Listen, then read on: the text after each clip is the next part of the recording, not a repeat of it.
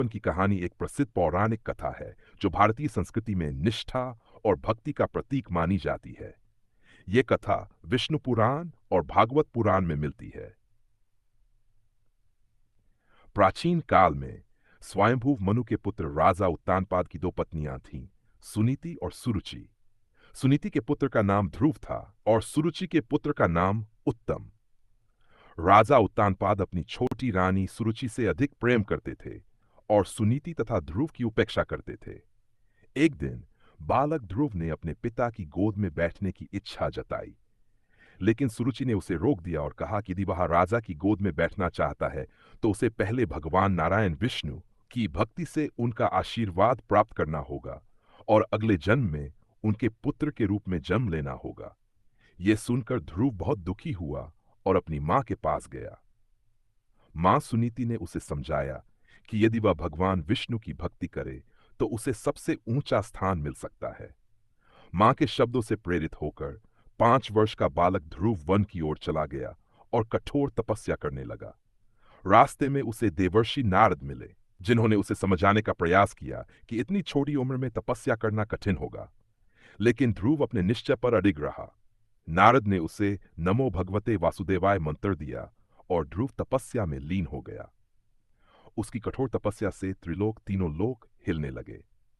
अंततः भगवान विष्णु प्रकट हुए और ध्रुव को आशीर्वाद दिया। उन्होंने ध्रुव से वरदान मांगने को कहा।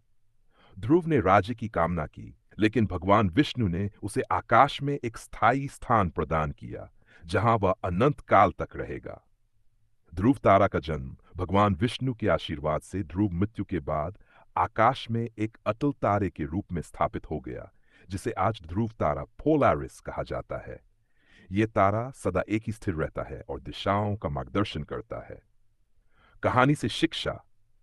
ध्रुव की कहानी हमें यह सिखाती है कि सच्ची भक्ति, निष्ठा और दृढ़ संकल्प से कुछ भी प्राप्त किया जा सकता है। एक बालक होने के बावजूद ध्रुव की भक्ति और तपस्या ने उसे अमर बना दिया। यह कथा बच्चों और बड़ों दोनों को प्रेरणा देती है कि यदि हम अपने लक्ष्य के प्रति समर्पित रहें तो कोई भी बाधा हमें रोक नहीं सकती। ध्रुव तारा पृथ्वी से लगभग 3.3 प्रकाश वर्ष दूर है।